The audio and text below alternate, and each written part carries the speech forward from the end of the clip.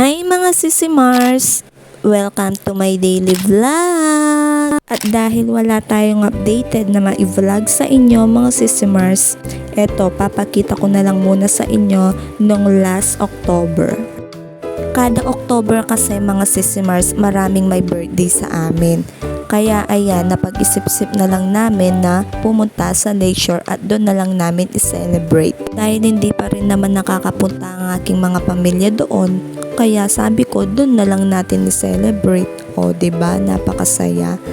Ayan si Batuting sumakay sa horse. O diba, ang saya niya. Hindi pala horse, seahorse yata yan mga Sisi Mars.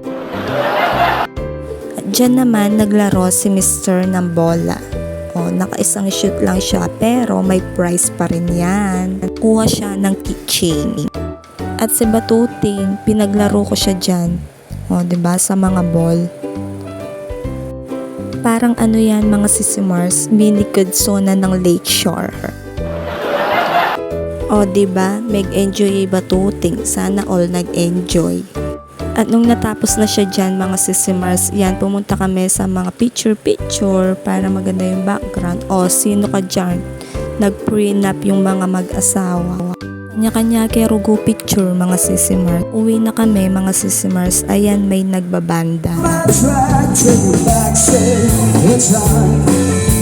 Take a long ride on my motorbike. Tell me,